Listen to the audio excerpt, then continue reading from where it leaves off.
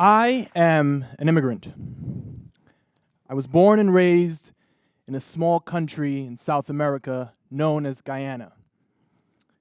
At age 12, my mother, my two sisters, and we moved to live with my grandparents here.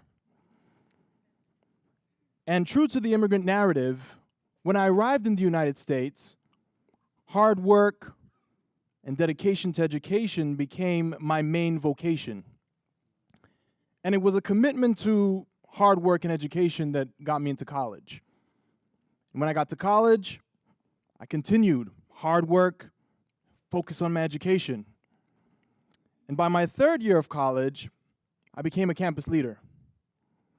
And it was during my junior year that I was tasked with a very important project. I was asked to create a cultural experience for my peers and I. So I thought about this. So naturally I thought, let's go to Canada. We're in Rochester. Canada is right there. Specifically though, I said, let's go to Toronto, in the Chinatown area of Toronto. Let's experience culture there. So I thought this over and I pitched it to my peers. And they're excited. So I gave them all one advice. I said, send home and get your immigration documents. And heeding my advice, I did the same.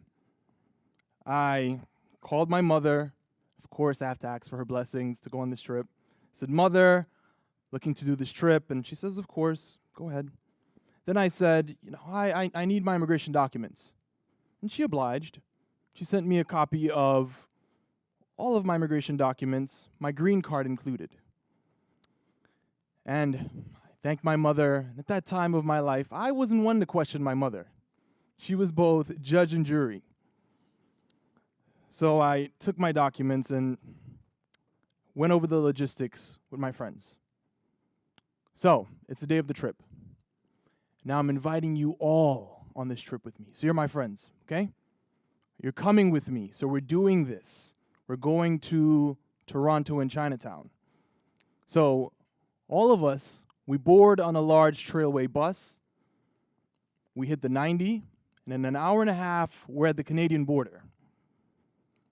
We get into Canada, no issues. Another 2 hours, we make it to Toronto and Chinatown. We're all having fun. We're exploring Chinatown.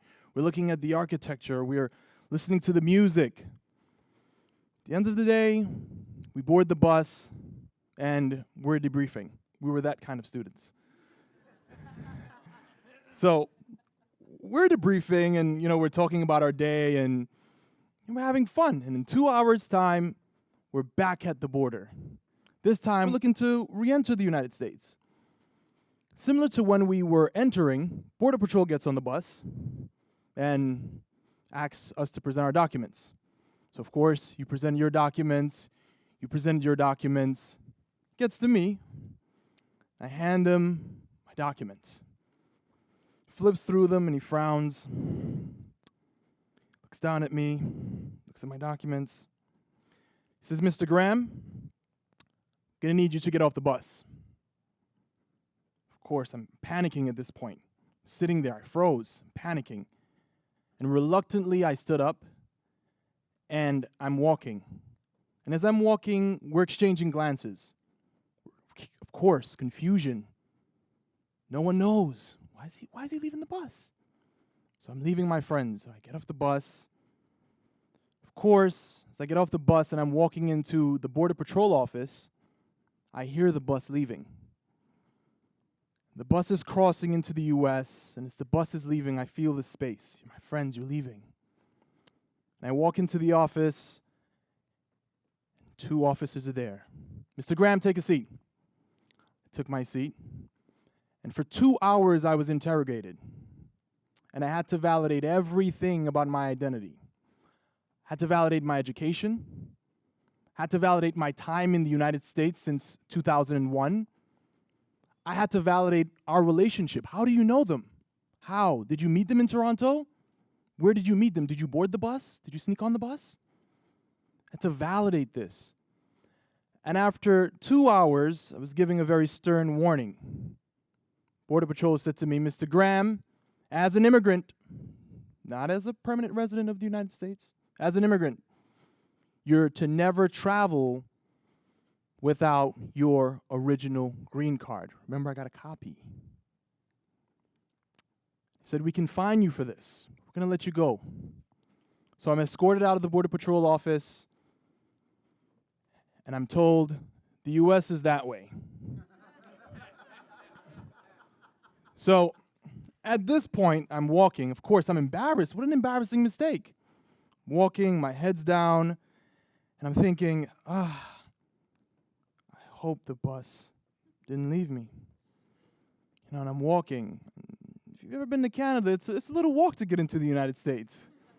So I'm walking slow, and I'm thinking, what have I done?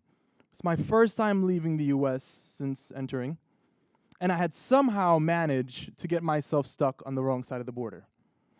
So I'm walking, and I'm thinking, how am I going to get back? And I look up, and I see the bus. And my walk, my slow, somber walk, turns into a quickened pace. And my quickened pace turned into a jog. And my jog, at this point, I am sprinting. I'm running to this bus. But as I'm running to the bus, all these thoughts are in my head, and I'm feeling a sense of shame, and I'm thinking, as I'm running to you all, my friends, I'm thinking they're going to be annoyed, they're going to be upset. They've waited for almost 2 hours. You've all waited. To my surprise, when I get to the bus, the door opens. It's a Trailway bus. The door opens, and I see your faces. I see faces of joy. I see faces of hope. I see faces that had been advocating for my return. I see faces of anger, but not at me, but at the fact that I was detained with no reason. And you all welcomed me back. You celebrated me. I'm back into my community. And I thought to myself, what have these individuals done for me?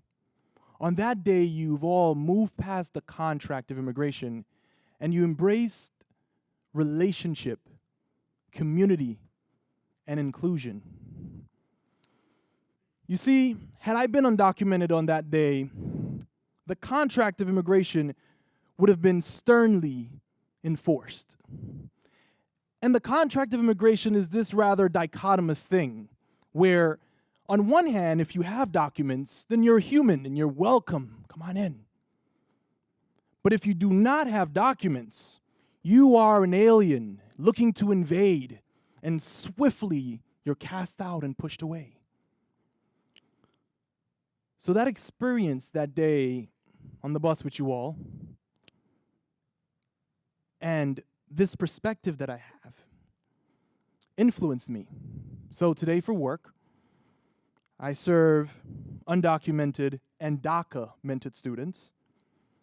And a key part of my role is to ensure that those individuals, those students, they have what they need to survive and thrive and be successful in the college environment. And in my doctoral work, I look at the policies and practices that impact the student community. And what I can tell you is that our approach and our perspective on undocumented immigrants is limited. You see, I've heard the debates. I've heard this posed as a problem of economics. Undocumented immigrants, they do not pay their taxes. They're draining our economy. I've heard it phrased as an issue of crime. I've heard it phrased as an issue of space. We don't have enough space. We don't have enough resources. Hence, we need a wall. But when we look at the facts, you know what the facts say? When we look at the facts show that undocumented immigrants pay $11 billion in state and local taxes per year. And we all know that spending $25 billion on a wall is not really the solution. For most undocumented immigrants arrive by way of air travel. So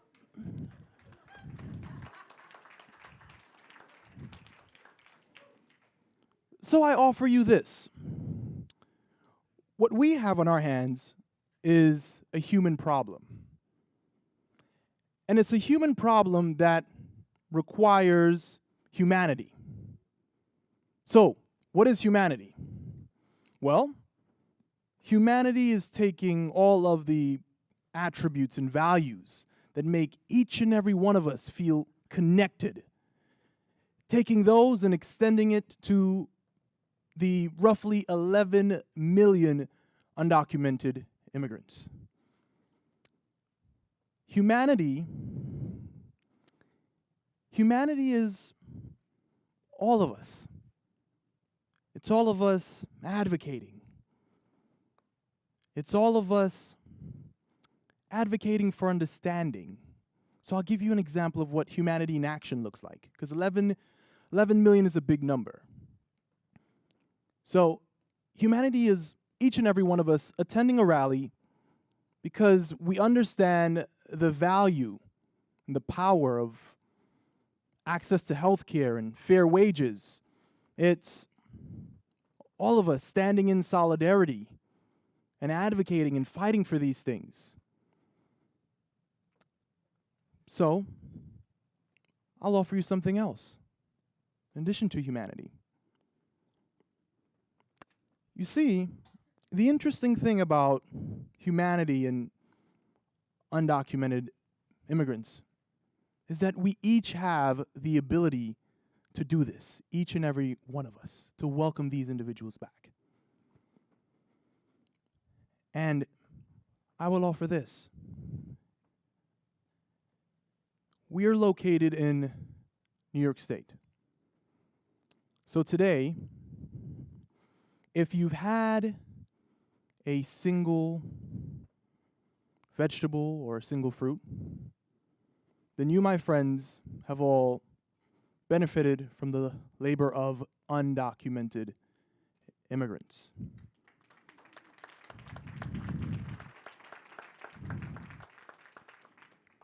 Interestingly, New York State, there's roughly 21,000 undocumented immigrants working in the field of agriculture.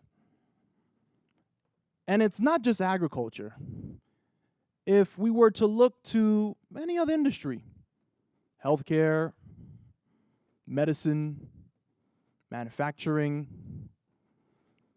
you will find roughly 11 million individuals working to make their lives better. And by extension, all of our lives. So, I will leave you with this query. Do we all need policies, deportation, detainment, a wall to embrace and secure our humanity? Or do we simply need to connect? Thank you.